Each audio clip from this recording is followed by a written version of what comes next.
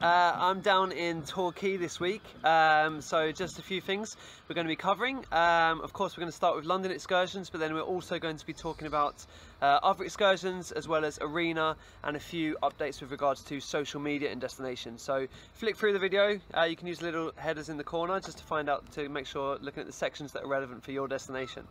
So first of all, we're going to start with the London excursion. So good news, there's no major disruptions in London this week, so you can use the usual routes that you plan to do for Geotourist.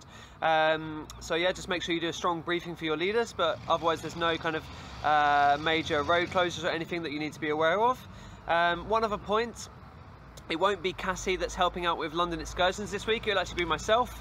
So I'll be at London Victoria in the morning and then at St James's Park, which is the lunch stop, so I can help with any problems that your leaders or teachers have with regards to the group, anything that they need really. So just make sure that you update the PowerPoint. There's one that's in the email that I sent to you with my picture and also my phone number, so that leaders can contact me if they have any questions or need any support with anything to do with the London excursion. Okay?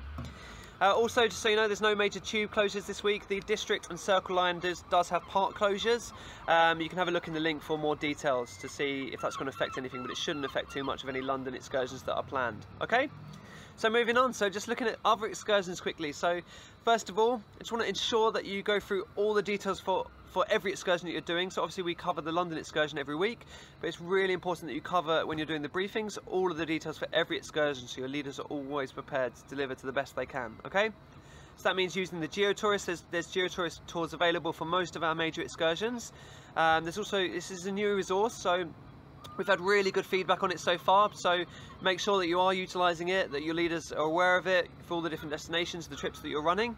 But also it's always great to get any more feedback, so if you have any problems or any queries with it, please get in contact, let me know, so we can always iron out any details, because like I say, it is something that we're using for the first time this year, so let's make sure we're optimising it. Okay?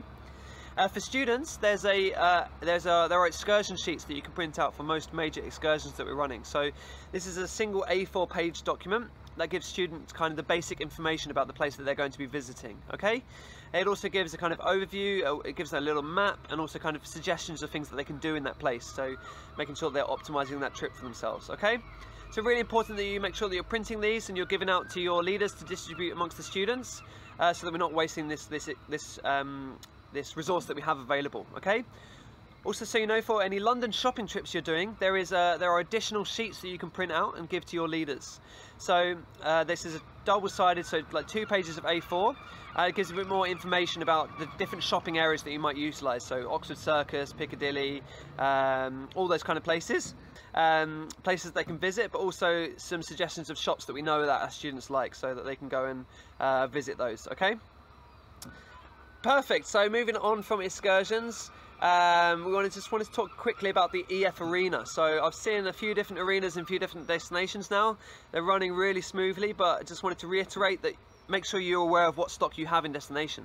So we send out loads of stock from our central resources. So we have cub sets, we have flag football, there's basketball, there's sometimes tennis or volleyball, there's all kinds of different stuff. So it's really cool for our arenas that we can set up lots of different varied activities for our students to participate in. So of course they all love the classics like football and other things like that, but they also love to try out new different things as well. So allocate leaders to this, maybe organise a kind of rotational system, so students get to try out different aspects of different sports and games that they haven't done before, and who knows, they might find a new sport that they grow to love and really enjoy playing with us. Okay?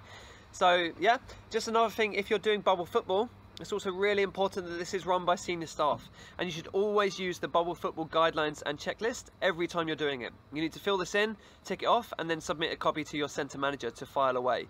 Okay, it's just important for the safety aspects of this game to make sure that we're running it properly, so that we have no injuries with our students on that one. Okay?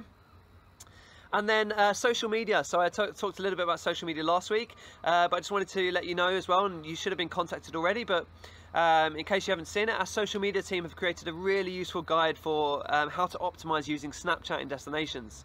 So it's attached in the email, but it is designed for a phone, so it fits perfectly on a phone if you want to have a look at it on there. So just really kind of just little tips and pointers of how to make sure that we're optimizing the use of Snapchat in our destinations. Okay? If you've got any questions, please speak to Tom Freeman. He's our social media guru.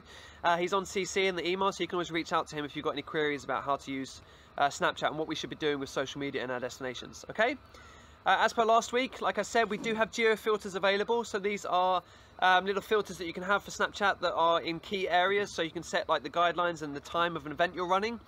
So make sure that you are submitting any requests in there. So we're optimizing, making sure that we have these cool resources to help promote activities, but also create buzz in our destination. And students love using these. Yeah. And finally, just wanted to let you know, Tom will be reaching out to you guys soon with regards to using another app, another social media platform called Musical.ly. So if you don't know that, download it, have a little play with it. But he'll be reaching out to you to how to optimize and use this in our destinations as well. Okay, so that covers everything. Hope you have a really good week. And yeah, I'll speak to you next Wednesday. All the best. Bye, guys.